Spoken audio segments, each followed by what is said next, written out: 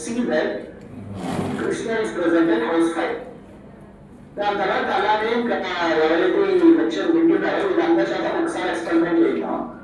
So ఒక్కొక్కరికి ఒక్కొక్క different result వస్తుంది. కొంతమంది హౌస్ 1 దగ్గర ఇస్తారు, కొంతమంది హౌస్ 2, కొంతమంది హౌస్ 3, కొంతమంది హౌస్ 5 అండ్ సో ఆన్. కొంతమంది హౌస్ 16,100 దగ్గర చూడొచ్చు. బట్ అన్ని పాసిబిలిటీస్ ఎక్స్ప్లోర్ చేయాలంటే how many times I should do experiment. So maybe you might think okay 16,000 times experiment చేయండి సరిపోతుంది అని అనొచ్చు, కానీ అది సరిపోకపోవచ్చు. ఎందుకంటే చాలా మంది రిపిటేషన్ చేయవచ్చు. కొంతమంది చాలా మంది ఫస్ట్ హౌస్ దగ్గర కనిపించవచ్చు, చాలా మంది సెకండ్ హౌస్ దగ్గర కనిపించవచ్చు. సో ఇన్ ప్రిన్సిపల్ నేను కాయిన్ రాసేసానంటే 2 సార్లు వస్తే 2 ఒకటి దగ్గర పేరు పడాలని లేదు కదా. So I can have both times held or both times study. So I need to perform the experiment so many times to get half of the chances as held and half of the chances as held. So in principle, I need to repeat experiment many times, probably millions of times or billions of times or infinite number of times to get all possible configurations. So this is the central idea of quantum computing. So a quantum state exists in a superposition of several possible configurations. So these are the 3 core ideas of quantum computing. You try to understand. If you don't understand, you ask me again. Superposition means Krishna existing, for example. Krishna existing all 16,000 houses simultaneously. Measurement means when you measure, you see him exactly at one point, not at all the homes, because your process of measurement is collapsing the superposition. This is called collapse or decoherence. So when I measure, I will see him at only one house. When you measure, you might see a different house. So to get all possible configurations, we call multiple configurations, you need to perform the measurement so many number of times. This is called approaching reality action. So to get probabilities associated with all possible configurations, you need to perform the number of times. It is the same as like tossing a coin. When you throw a dice, if you want to come, you need to perform so many times. See, instead of Krishna, we will use quantum particles as examples. Water quantum particles, for example, subatomic and particles of light like photons. These are called quantum particles. What is a quantum bit? A quantum bit is a superposition of 2 different states. One state is called 0 state, other state is called 1 state. Okay, in studio man Pavanavela houses తీసుకున్న example గా ఇప్పుడు ప్రస్తుతానికి Pavanavela houses తో అవసరం లేదు, only 2 states అని 2 houses. So cubit అంటే bit అనేది ఒకేసారి 2 states లో super position of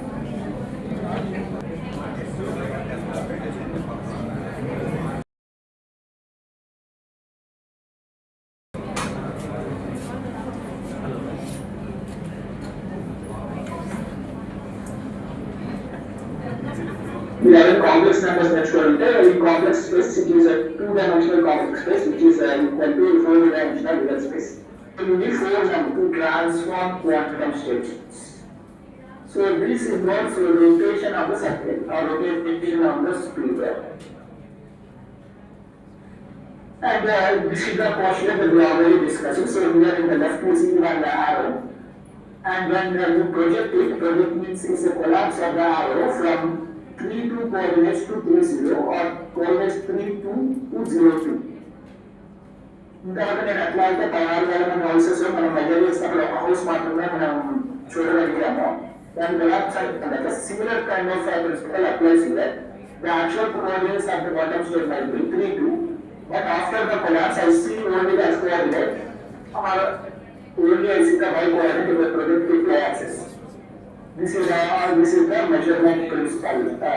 There is another principle called entanglement, but due to limited time I will skip that. So now we will go to the actual chemistry. You understood the basics of quantum computing. You understood that quantum computers processes multiple configurations at a time. How this is useful in chemistry? So I will start with a very simple example where some of you who studied chemistry will appreciate it. Hydrogen molecule. Of course, hydrogen atom, most of you know, its electronic configuration is 1s1. That hydrogen molecule, if you want to get its molecular orbital configuration, people do know chemistry, they know. It's a sigma 1s2. Its configuration, and we represent it as sigma 1s bonding orbital. There are two electrons in a sigma 1s bonding orbital. This is what we represent hydrogen molecule with. But this is actually an approximation. It is not exact. This approximation is called the single configurational approximation. In quantum chemistry, we call it RHF approximation. RHF means a restricted half-life of approximation. So hydrogen molecule represented as two electrons that are present in sigma 1s orbital. This is the restricted half-life approximation. But the problem with this configuration or with this approximation is, if you use this approximation to calculate dissociation of hydrogen molecule, this dissociation energy will be wrong. That means if you not use the right value that is experimentally observable, you will get a wrong value for the dissociation. This configuration is not good enough to describe the dissociation of hydrogen. The chemical reaction that is the dissociation of hydrogen. So how to correct this approximation? So one way to correct this approximation is introduce more number of configurations. So one possible way is to introduce another configuration called sigma 1s0, sigma 1s2. So that electrons from the 1s orbital, you remove them and place it in sigma star 1s orbital. From sigma 1s orbital, we will promote them to sigma star 1s orbital, and we will and then use this new approximation called multi-configuration massage to calculate the dissociation energy. Then we will get the right answer. Okay, so this is the difference between single configuration answers and multi-configuration answers. To make correspondence with the Krishna story, single configuration is basically restricting to one house. Multiple configuration means you are considering combinations of all the houses. So now my research question is, what are the kind of chemical reactions in which the single configuration answer is not good enough so that the quantum computer will not be successful? So quantum computer or simulation of chemistry and a quantum computer, when it will fail? This is the research question I have investigated or I am investigating from the last 2 years. So which kind of chemical reactions quantum computers might fail and why they fail? So this is the question. So before going to this, we need to understand some organic chemistry, basic organic chemistry, because all the research is about predicting organic chemical reactions. So there is a class of reaction called alloptocyclic reactions, and in 1965, Weber and Hoffman formulated some rules. These rules will say that when the alloptocyclic reaction is occurring or when it is continued. So I want to explain to you in a simple way. Look at the figure on the right side and draw into the green and blue loops of orbitals. The road reactions are going to formula reactions are there. Allo reaction means there should be phase continuity. Phase continuity between the overlapping orbitals. Phase continuity means green lobe should overlap with green lobe. Green lobe to overlap అయితే దాన్ని phase continuity అంటాం. ఆ reaction ని yellow అంటాం. Green lobe కంటే blue lobe తో overlap అయిందనుకోండి, that is called phase discontinuity or anti-bonding interaction. Phase continuity will lead to bonding interaction. Phase discontinuity will lead to anti-bonding interaction. Phase continuity కంటే ఉన్నట్లయితే Weber and Hoffman మరియు yellow reactions అన్నారు. Phase discontinuity కనుక అనుకుంటారు అయినట్లయితే, phase discontinuity కనుక వచ్చినట్లయితే during the reaction దాన్ని ఫర్మిలా రియాక్షన్ అంటారు. సో దానికి కొన్ని లేబుల్స్ కూడా ఇచ్చారు, కాన్ దిస్ అని. కాన్ అంటే ఏంటంటే రెండు ఆర్బిటల్స్ సేమ్ డైరెక్షన్ మనం రొటేట్ చేయాలి ఫేస్ కంటిన్యూటీ రావడానికి. దిస్ అంటే ఏంటంటే రెండు ఆర్బిటల్స్ ని ఆపోజిట్ డైరెక్షన్ లో మనం రొటేట్ చేయాల్సి ఉంటుంది. We will see that in case of one, both are rotated in clockwise direction. In the case of this, one orbital envelope is rotated in a clockwise direction, another orbital envelope is rotated in anti-clockwise direction. Then after rotate చేసినట్లయితే మీకు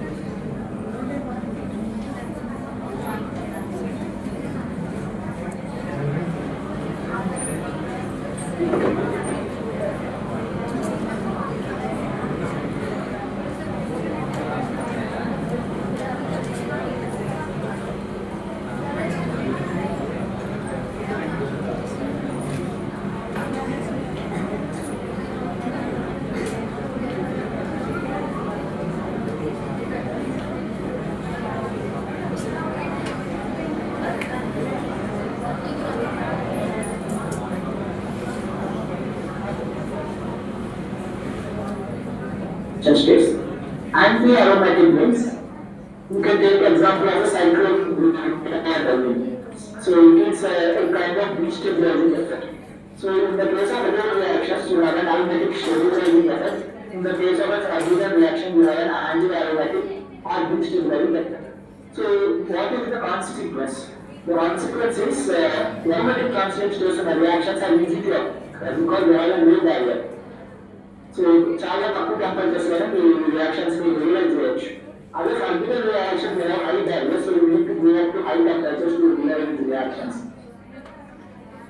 So can a quantum computer simulate this kind of forbidden anti-aromatic reactions which have a high barrier? This is the most interesting question. Before this question, let us summarize what we have been discussing.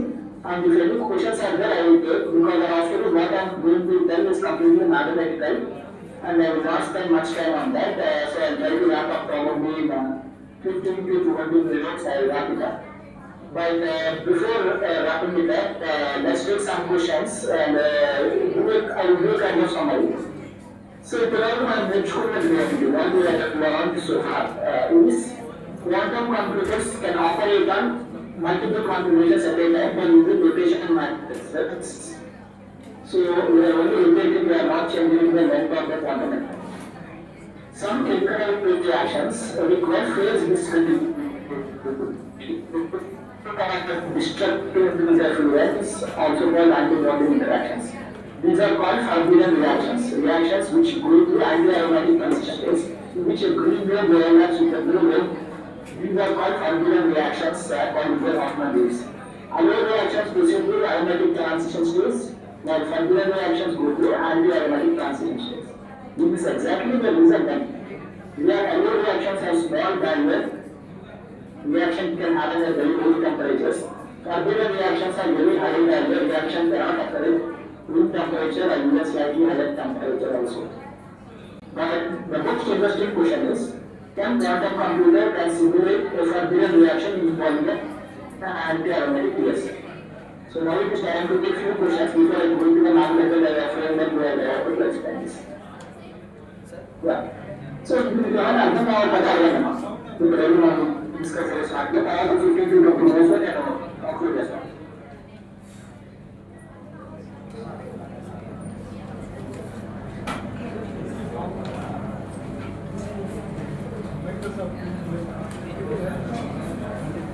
Yeah. Few questions.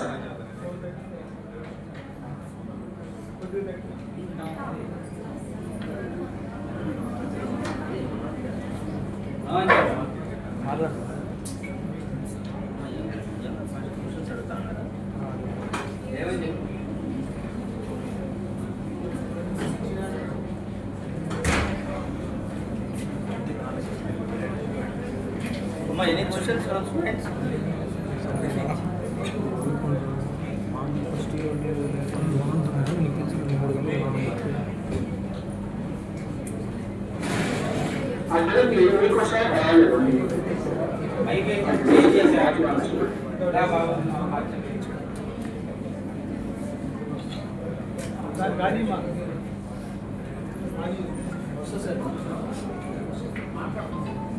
Hello.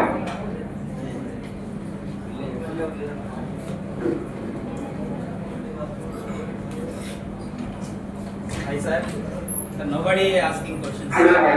They are not interested to ask questions. Okay. And regular is somewhat doing something. Yeah, so now if you are meeting one, if you put in a question, something you can ask, otherwise I will just do that. After the completion of the presentation, I will stop. Please carry on. Okay.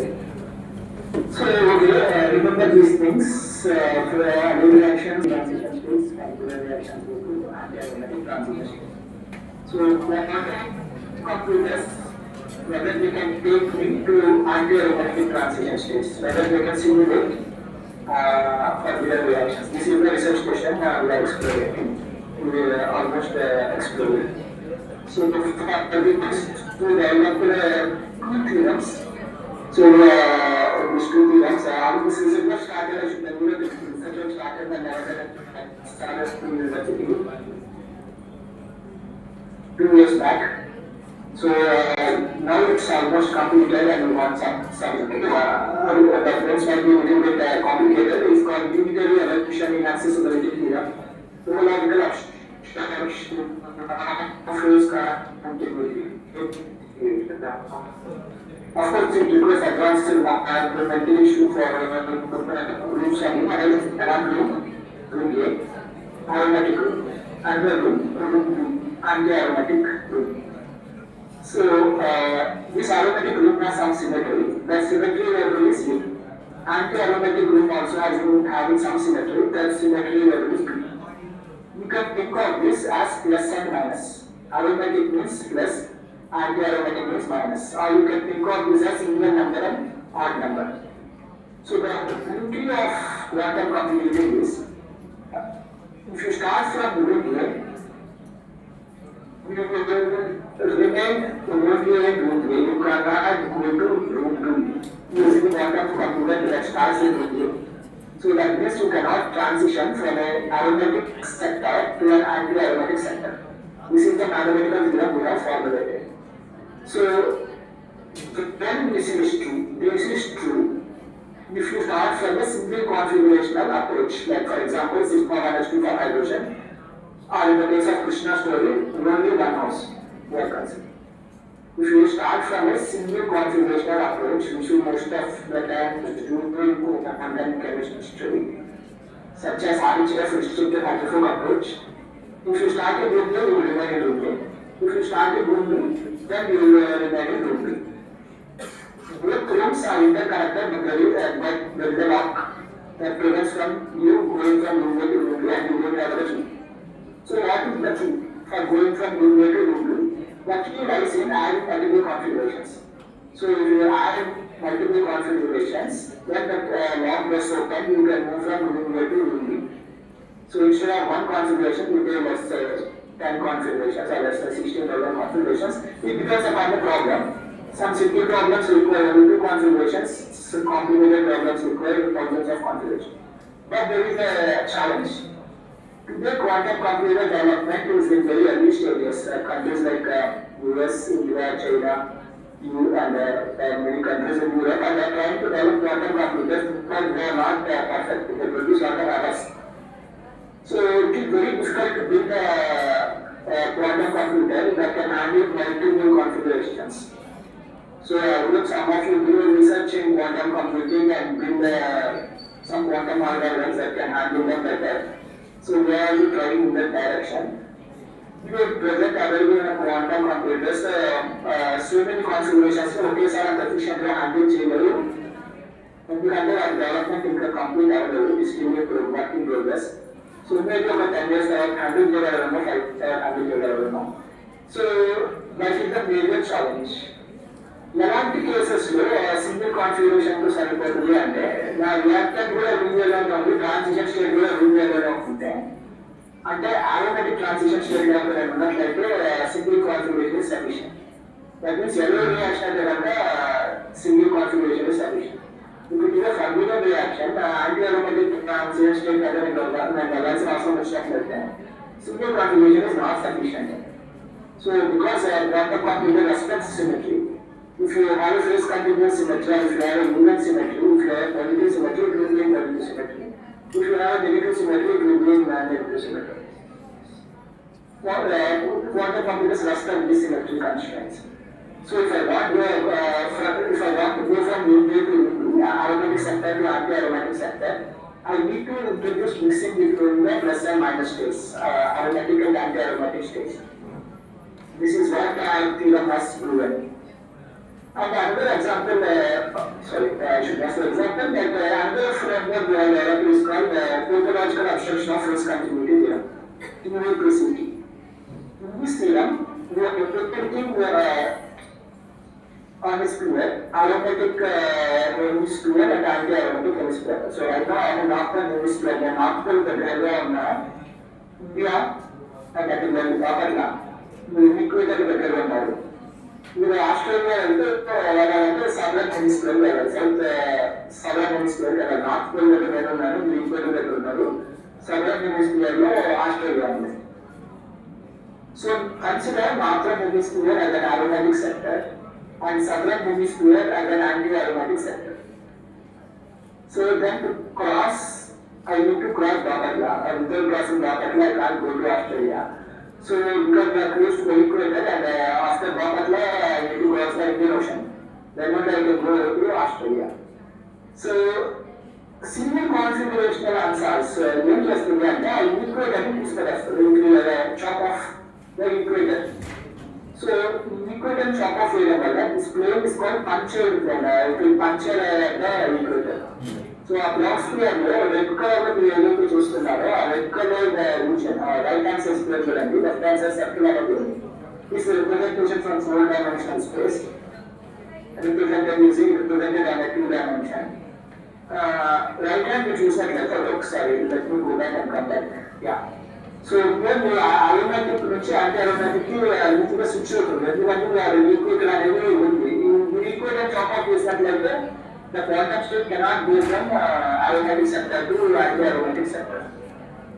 This is the key idea of our theorem and we proved it mathematically.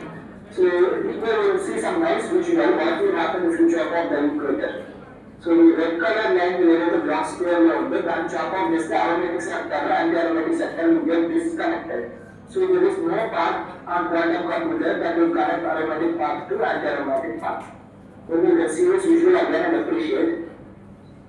In the 4-dimension, this circle, whatever you are seeing, the equatorial circle, it will become a torus. So torus shape is a 1 dimension higher than circle.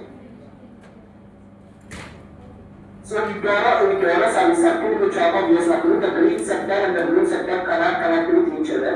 So if you start from a aromatic transition state, you cannot go to an anti-aromatic transition state because the boundary is chopped off. A boundary with this gravity, a red color equatorial sector with this gravity. And for example, Sweden Australia which India pass away, but India pass away chance I cannot go. Okay, so this is the theorem we have proved. And we want to test this theorem by performing some simulation. So we have taken some examples, some chemical reactions that go through both aromatic transient state and anti-aromatic transient state. And the relative energy difference up to the level we try to quantify first. So particular one interesting thing you should observe is the two molecules are different. The molecule on the top, it has a cyclohexene kind of linker. The molecule on the bottom, it has like a benzene kind of linker. Linker and the middle molecule, the red color linker and down. So in the first case, cyclohexene kind of linker only. Second case, benzene kind of linker only. So next one, double bond, the red color linker will come here. So let me come to aromatic transition states and anti-aromatic transition states and look at the energy difference until the first we investigated. So we find that the energy difference in the case of molecule that is minus 47.9 kJ. That means aromatic transition state is more favorable than anti-aromatic transition state. So reaction proceeds to aromatic transition state. But surprisingly, second molecule is a molecule when the transition state is similar energy. And the aromatic transition state energy anti-aromatic transition state almost energy 1 kJ per mole first one. So అలాంటప్పుడు వీళ్ళకి ఇక్కడ రెండు కూడా same energy ఉంది కదా, దాన్ని బయట తీసుకురావాలి. దాని group reaction should be favourable. Reaction involving aromatic transition is favorable, reaction involving anti-aromatic transition is favorable. When quantum computer can simulate both the reactions and conclude them by which direction? The answer is no. Quantum computer can model aromatic transition state, but it is not able to model anti-aromatic transition state because of the obstruction, topological obstruction. Obstruction అంటే ఇంకా చెప్పాం కదా, మనం equator chop of చేసాం. అంటే aromatic region ని anti aromatic region ని connect చేసే యాంగిల్ చాప్ ఆఫ్ చేసాం. The restriction better. You can't pass through India, so I can't go to Australia because you have got this tight restriction. So the paper of simple configuration approaches quantum computing use as number we are making this tight restriction. Either restriction how we can remove అనేది మనం ఒక slight modification చేసాం. We have used answers called the PUHF answers, which puts back this equator. We kind of completely away చేస్తుంది. Aromatic sectors కి anti-aromatic sectors completely away చేస్తున్నప్పుడు ఈ anti-aromatic transition state అనేది exact state కి exact quantum state కి 82% close గా ఉంది. Then we chop off the equator, then it is 72%, and we put back the equator, it is 82% close. So ఇక్కడ అర్థం చేసుకోవాల్సింది ఏంటంటే 72% close గా ఉన్న కానీ the simple configuration approach will not take you to the exact result because there is no path connecting. Okay, so for example, ఒక place నుంచి ఇంకో place కి reach అవ్వాలంటే you have a path, intermediate path. Suppose మీకు వాళ్ళు వచ్చి intermediate path అంతా collapse అయిపోయింది అనుకోండి, దారి వేయాలనుకోండి, you cannot reach. So that is what we frame as a topological obstruction of the phase continuity.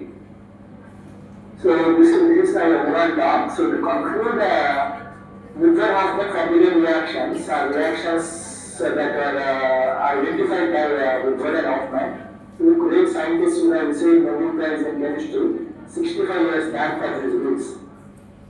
But whether quantum computers can simulate familiar reactions, whether quantum system can go from aromatic sector to anti-aromatic sector is the question that started our research. So we identified that it is not possible on a quantum computer that uses a single reference answers to go from aromatic sector to anti-aromatic sector. Because of the topological obstruction, what we are calling as a chopping of the equator is the topological obstruction on the sphere. But if you compare this topology, if you allow for the coupling between aromatic and anti-aromatic sector, if you compare the equator, then the overlap integral increases and you will be able to couple the aromatic and anti-aromatic sectors. Yeah, so this is the overall idea. So why this is useful is this is useful for so many chemical reactions that involve aromatic and anti-aromatic structures. It is also useful for many other chemical reactions that involve diradicalized systems, tetraradicalized systems, similar to blood crossings, inorganic chemistry, joint Taylor distortion, because all of these are having a kind of topological obstruction. So in many of these cases, we can think of northern hemisphere as one part, for example, a single state, southern hemisphere as one part, and a retrograde state. And if you want to cross, you should have a connected region from similar to retrograde state, from the northern hemisphere to the southern hemisphere. Thank you very much. I would like to raise some questions. Before that, I really thank all the organizers, particularly Subramaniam sir. Now we are given the opportunity for the great time to interact with you, to speak with you. And thank you, Papa Madhu College, for giving me this opportunity. Now I would like to do some questions, some interaction I would always appreciate. Whatever be the questions you have, you feel free to ask. So, the motive of this lecture is not to tell you about quantum computing, but just let you know about some research so that you get inspired and do some research in future. So we are doing a lot of research in quantum computing. Government is doing a lot of fun with government of Andhra Pradesh and government of India. So some of you should get excited and should do research in this direction. So that is the main motive of this talk. It's not just that I want to teach you quantum computing, but I want to tell you that it's not complicated if you develop some examples, if you develop some stories, if you develop some intuition. So that is the main motive of the talk. So I really want to hear from you some examples or some stories or some kind of questions that might have occurred to you when listening to this story.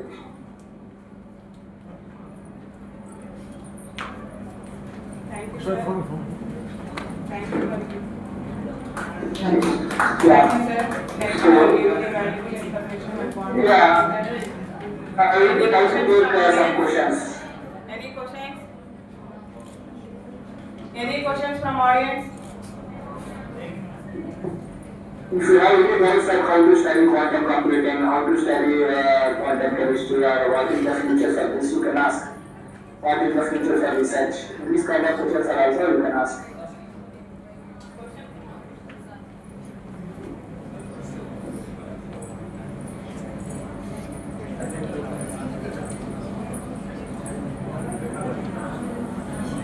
No more questions, sir. Thank you very much. Thank you, sir. Okay. Thank you very much.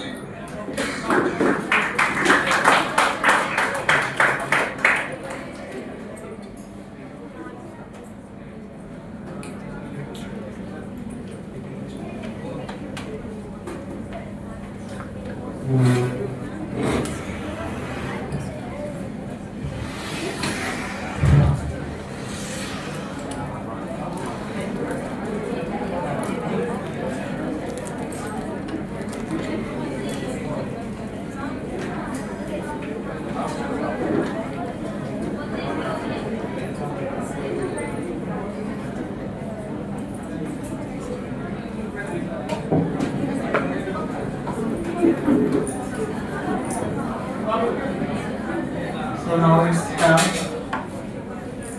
for oral presentations. The next participant to present is K. Han Chandra.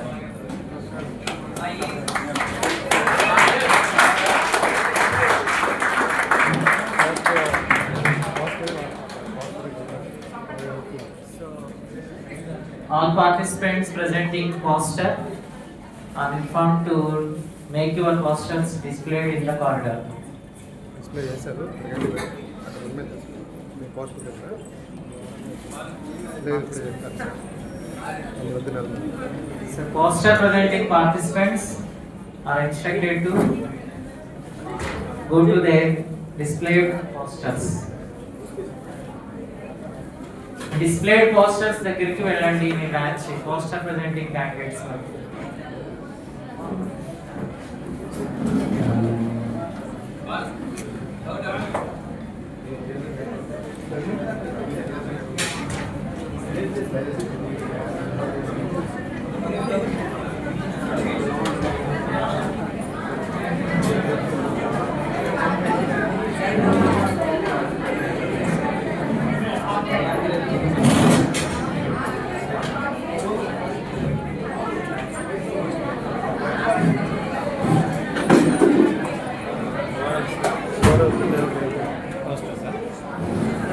పది నిమిషాలు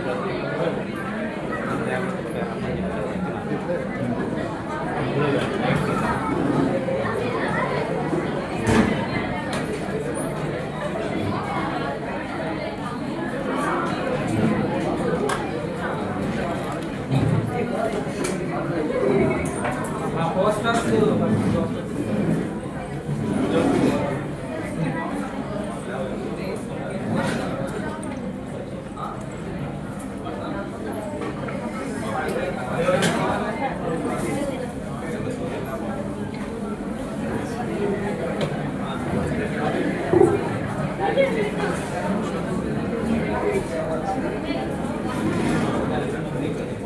So it's the time for oral presentation of Dr. Kamlakar sir from Nagpur.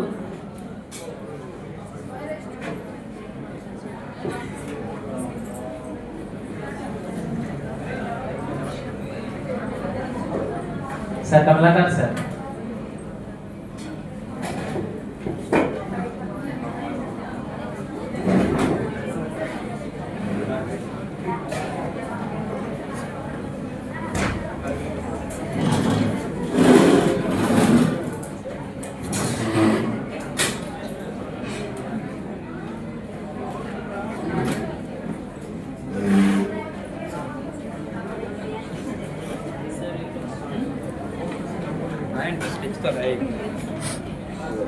Sir आइए को pen लेकर पड़े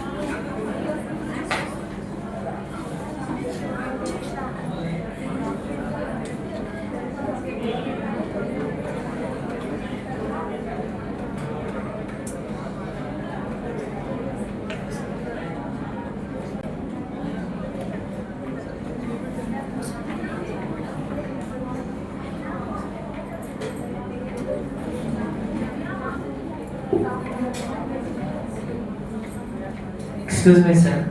Sir, please unmute. Sir, you are not audible, sir.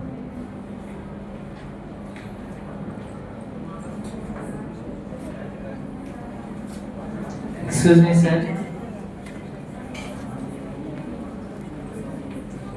You are not audible, sir.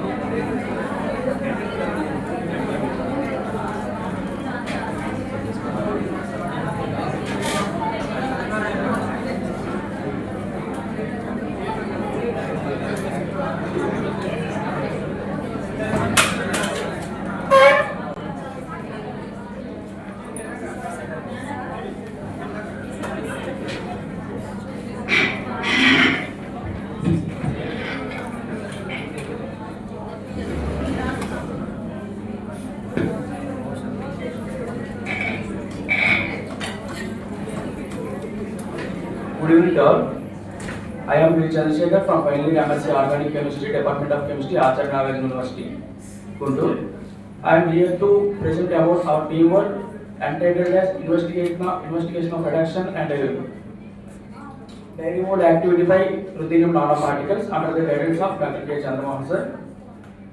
Here firstly, we supposed to our work to investigate activities by the metal nanoparticles. Here the metal used as a ruthenium metal, even though it is costly metal atom, but we prefer to its high efficiency and excellent unique activity and unique properties. That's why we prefer ruthenium metal as a ruthenium metal to nanoparticle synthesis. Here the ruthenium metal nanoparticles are synthesized via granary approach with the mulberry leaf extract. This is the schematic representation of synthesis of mulberry leaf extract and ruthenium nanoparticles with an 80% of yield. This is the UV and IR analysis of the mulberry leaf MLRE. The decomposition of graph from green line to blue line indicate the dimension of graph from blue line to green line indicates the decomposition of the nanoparticles. And these are the same images of nanoparticles.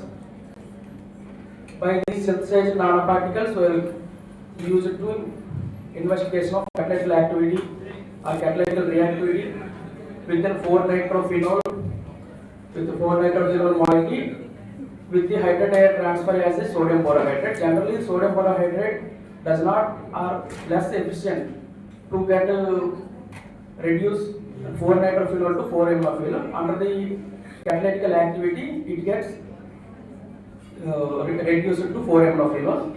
By the here we will mention the 3 different type of conditions with the sodium borohydride and ruthenium metal. Ruthenium metal as a ruthenium nanoparticles as a catalytic amount.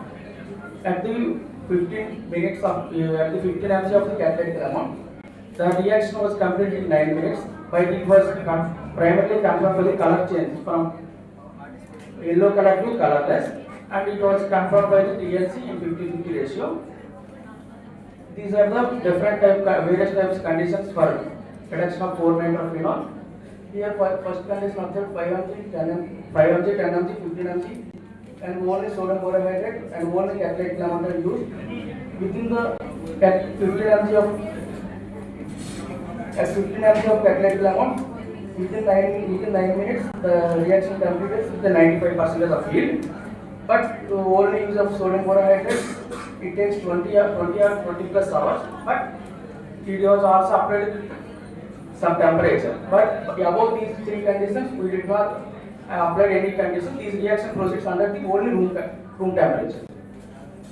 These are the UV characterization of the 4-nitrophenol. IR and 1H NMR are also done, but insufficient of this we did not mention here. And another activity by ruthenium nanoparticles is diremolar activity. Diremolar activity.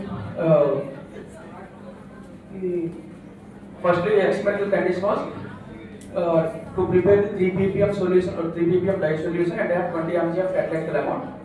Within the 5 to 10 time interval gaps, we collect the sample at room temperature. These are the UV analysis of the solution. We connected the different time amount 5 minutes, 15 minutes, 25 minutes, 30 minutes, 40 minutes, 50 minutes, 60 minutes.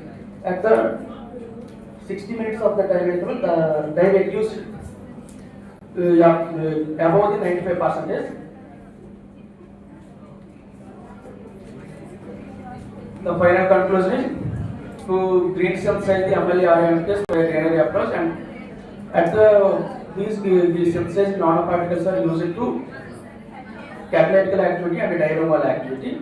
At the catalytical activity, at 15 mg of catalytic amount, the reaction done in 9 minutes. At 15 mg of catalytic amount, the REM test has offered more space to occupy nitro group molecules to hydrogen transfer. That's why the reaction completes within short of time 9 minutes. And the diaromal is also the concentration of the dye decreases from 5 to 16 minutes constantly. With at the 16 minutes of time, the dye removes 95%. Thanks to all.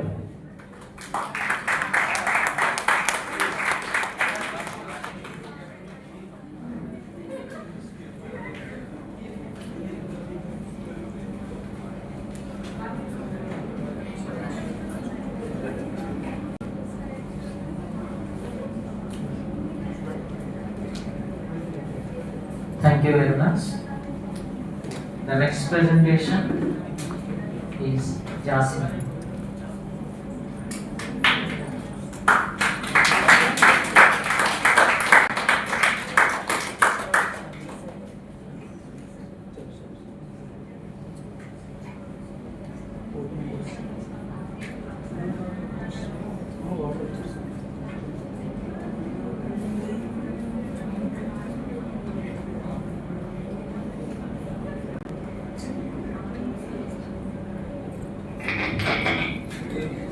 Good evening, respected dignitaries, judges, and all my dear participants.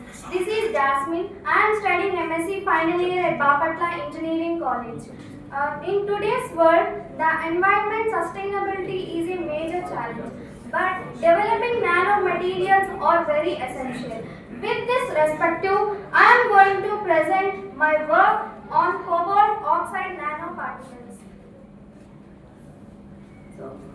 Nanotechnology deals with the materials which are size in the range 1 to 100 nanometers.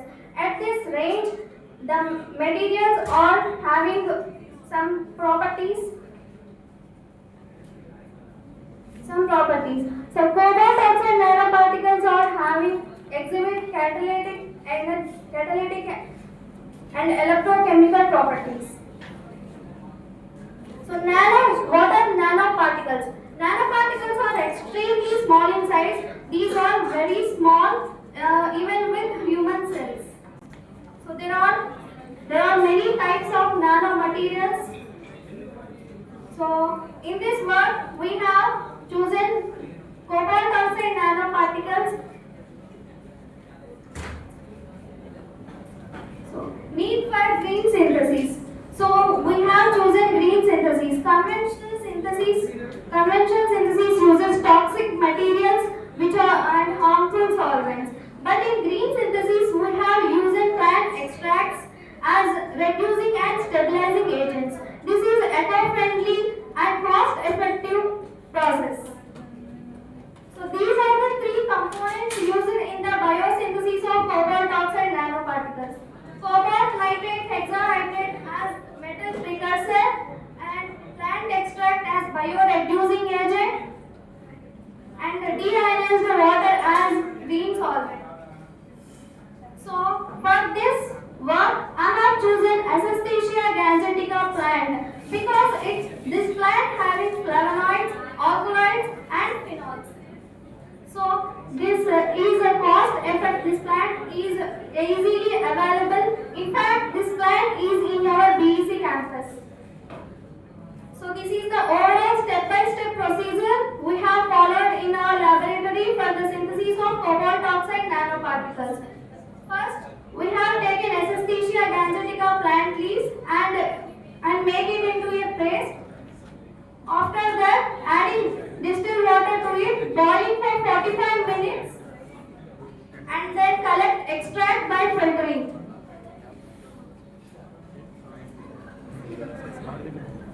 Adding this plant extract to the metal precursor with continuous stirring and temperature. So, finally, we have filtered this product. Finally, we have cobalt oxide nanoparticles. So this is the overall brief overview of the synthesis protocol. First step is mixing. First one is extract preparation and second one is mixing. Third, preparation, precipitation and finally calcination.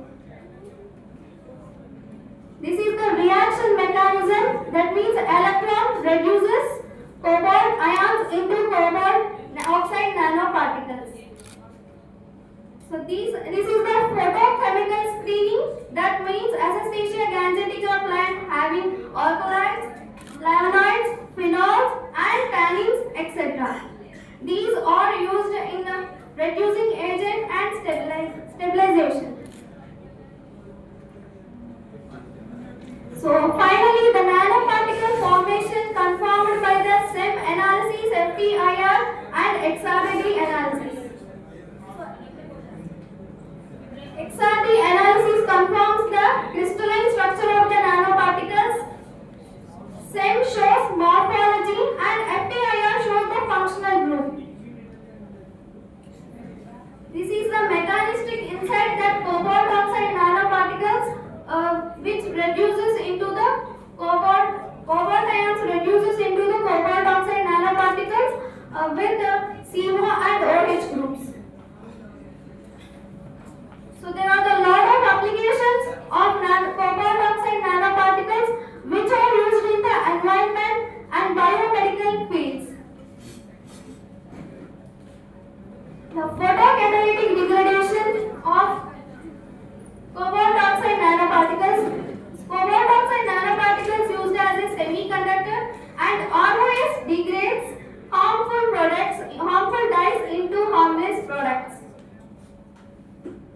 So the green synthesized nanoparticle shows antibacterial activity. This is the cost-effective and eco-friendly process. Finally we have synthesized cobalt oxide nanoparticles successfully with the green synthesis method. This is a cost-effective and eco-friendly.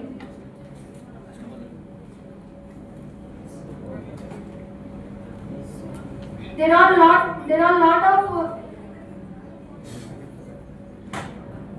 lot of importance in the future in medical applications and medical fields. So these are the references we have used in this study. Thank you for your kind attention.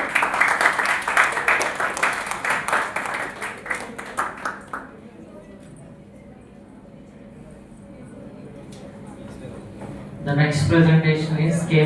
Madhu.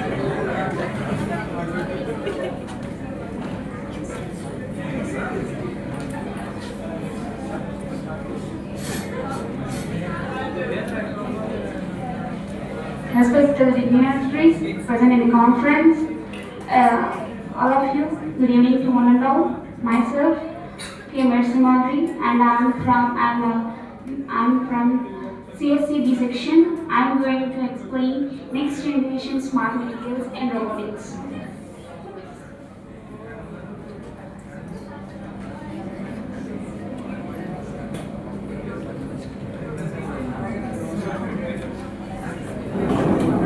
This is my topic, next generation, smart materials and robotics. Robotics are rapidly evolving an integrity of the next generation. Smart materials that allows robots to adapt their sense and response to the environment. And we just want to in this presentation we learn how the robotics and how the environments and the temperatures and conductivities, electrical signals and magnetic signals will affect robotics, and we can see applications of the robotics in our daily lives. And let me see. Let's first we present the definition of the smart materials. As I already told that smart materials that allows robots to adapt, response and sense to the environmental changes. That means stimuli response and reversible, adaptive and multifunctional. Robots they can change when they are in stimuli response. That means they can change their temperatures. In this reversible, they can change. They can get if they will elastic. They can if they get elastic, then they can retain this shape. And next, adaptive. Adaptive means adjust their properties in the environmental changes. That is also one of the point in robotics also. And multifunctionals. Robots can do multifunctional things. Okay, our agenda is there are so many types of smart materials that include physioelectric materials and shape memory alike, self-healing materials and hydrogels and electrochromic materials. Let's see what are the first physioelectric materials. Physioelectric materials. Then they convert mechanical stress, electrical signals, enables person action, enable sensing. we can also, if you want to understand these kind of things, then I can tell small examples that we can more understanding. In our daily life, we can use gas lighters. When we press it, then it gets an electrical spark in it. That will be that is also one of the electrophysics materials. And so we are using so many.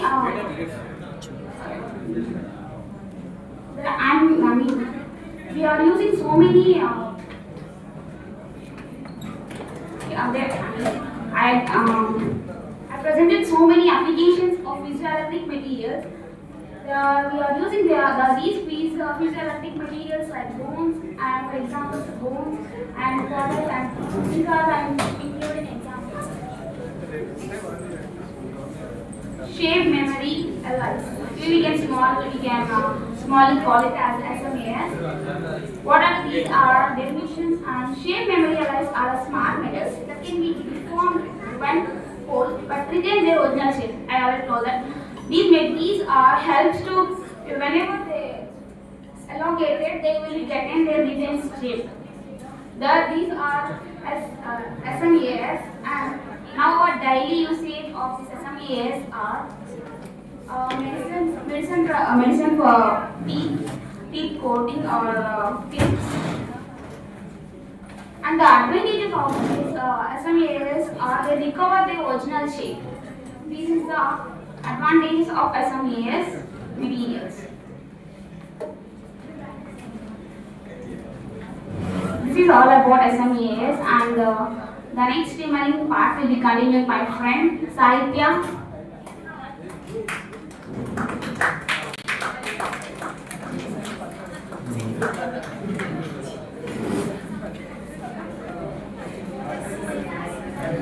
We have only 2 minutes of time. You have to conclude it. Very fast.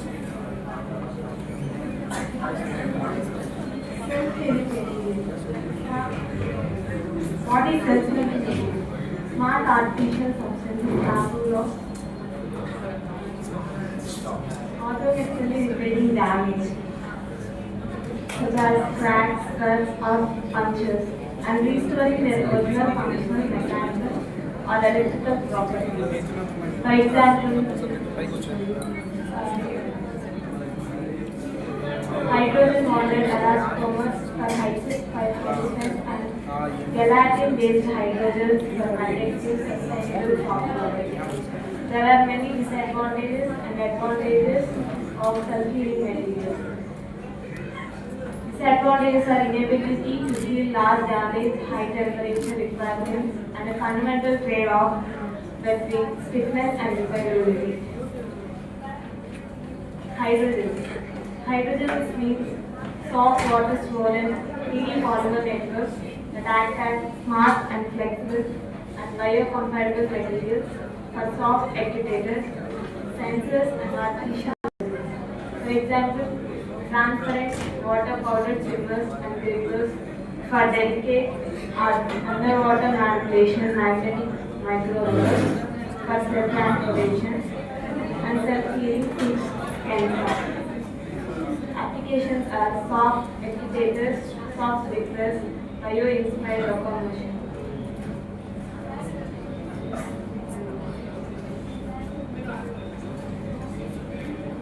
Next thing is electrochromic materials.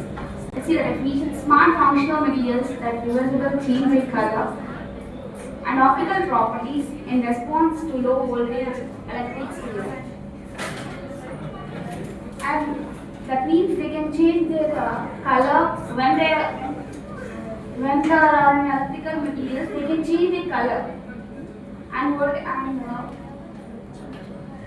optical properties. Let's see the advantages. Electrical efficiency and user control, low energy consumption are available in electrochromic materials. There are so many advantages and disadvantages in these electrochromic materials. Let's see some disadvantages in it. Slow switching speed and low durability lifespan and environmental instability. Here, we are using robotics in our daily life so many that we are using so many materials in our daily life that we, for example, we are using drones in our agriculture system for more productivity, and also we are using these robotics and hospitals for hospitalities, and we are also using these robotics and space research center to get more efficiency of things. That means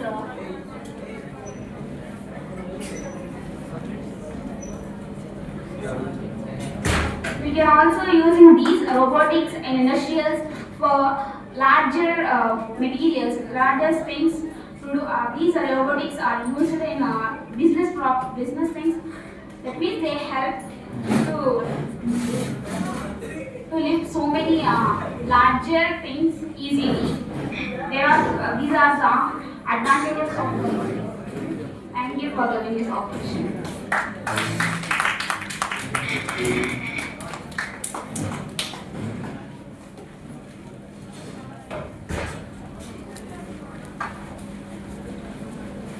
The next presentation is Bhavana Chandra.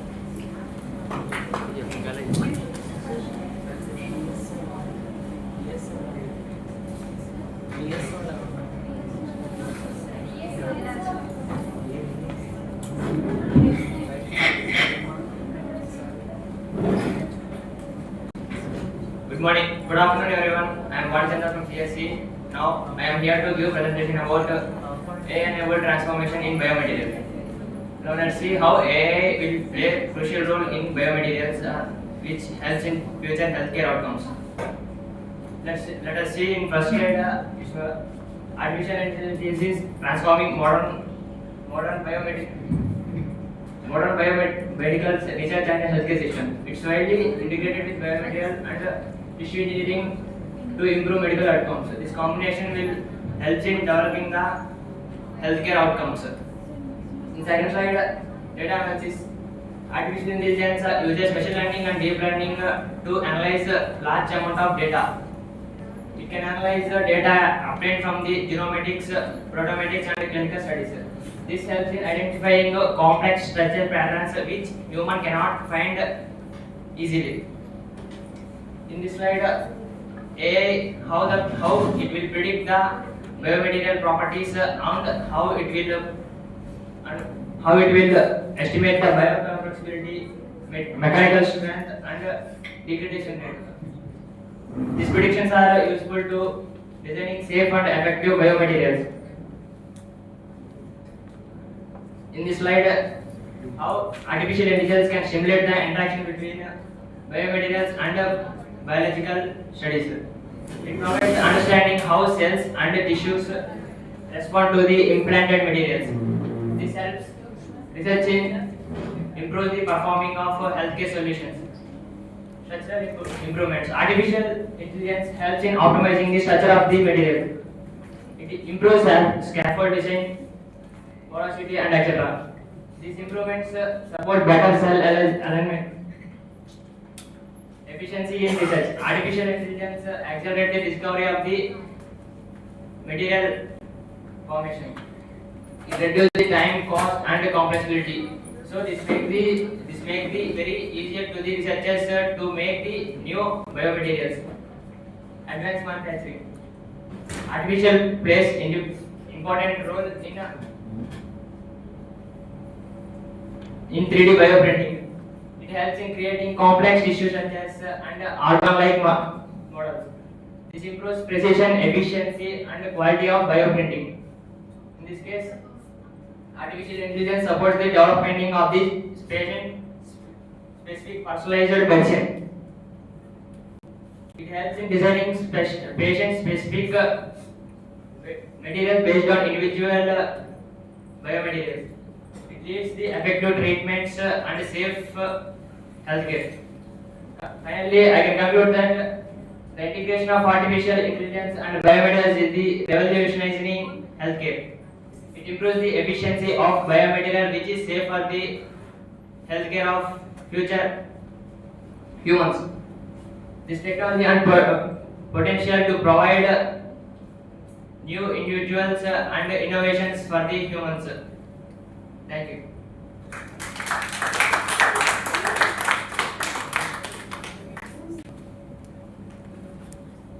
Now, girls students give priority first.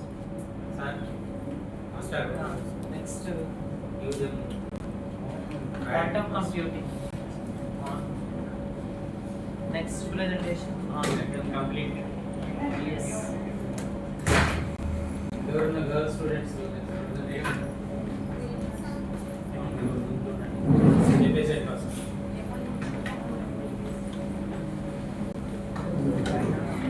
వాళ్ళు అయిన తర్వాత మీరు continue చేయండి first.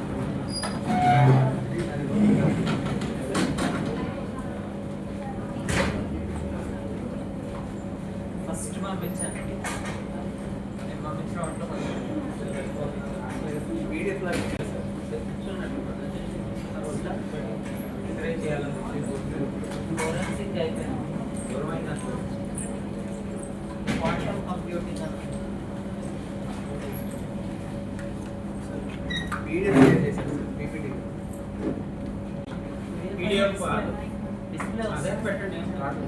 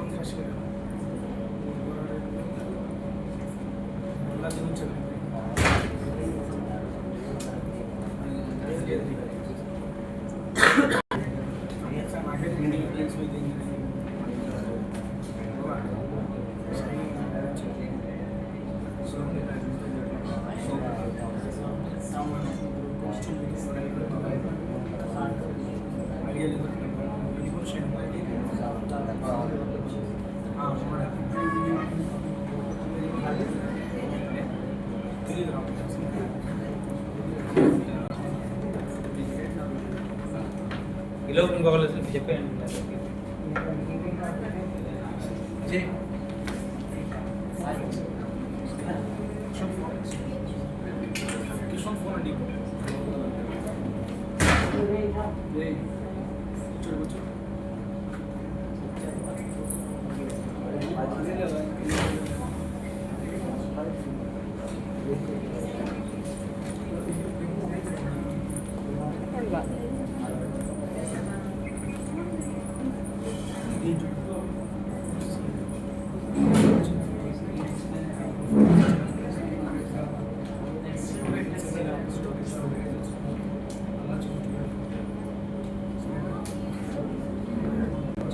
విశ్వాన్ని ఇంకొకటి వేరే పెట్టేస్తాను. G Lakshmi నిమిషం చేయాలి G Lakshmi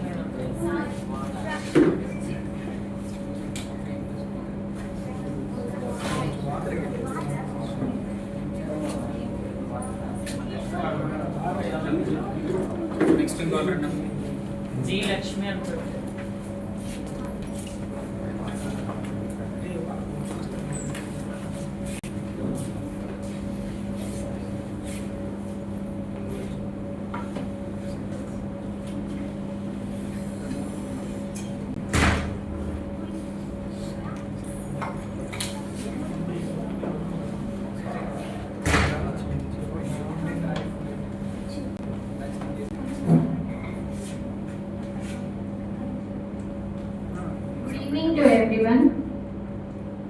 Good evening to everyone. My name is Lakshmi. I am currently pursuing B.Tech first year in Madhu Atla Engineering College. I am going to talk about the seminar topic on smart materials in life sciences. These contain 4 main key points. They are shape memory polymers, stimuli responsive hydrogels, smart drug delivery, and biosensors and diagnostics. First, we come to the basic topic. What are smart materials? Smart materials are the materials that can change their physical and chemical properties by the environmental changes. First topic is shape memory polymers, and also we call it as SMPs. SMPs are remember and recover to their original shapes on demand. The types of SMPs are thermoset SMPs, thermoplastic SMPs, light activated SMPs, pH responsive SMPs, and etc. This contains dual shape mechanism, programming phase and recovery phase. Shape recovery ratio is 95% and thermal transition is at 70 degrees Celsius. And the applications are self-tightening structures, cardial structures, tissues engineering, and etc. The topic 2 is stimuli responsive hydrogels. Stimuli responsive hydrogels are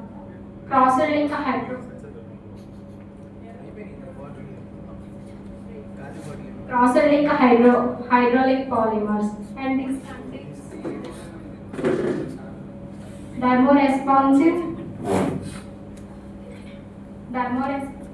thermoresponsive, pH responsive, and photo and electric responsive. And these applications are wound healing designs, injectable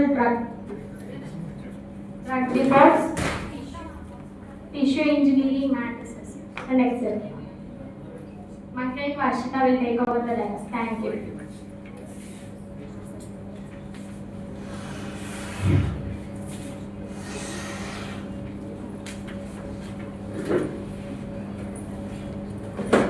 Good evening to everyone here. I am Varshita from the Department of CSE. Now I am going to talk about the third topic, which is smart drug delivery system. And why smart delivery? Conventional drugs distribute throughout the body. Smart system release drug only at the right place and time, minimize efficiency and minimize side effects. Maximize. Nanoparticle carriers, uposomes, polymeric nanoparticles, and tendiners encapsulate drug cell surface functionality and trigger.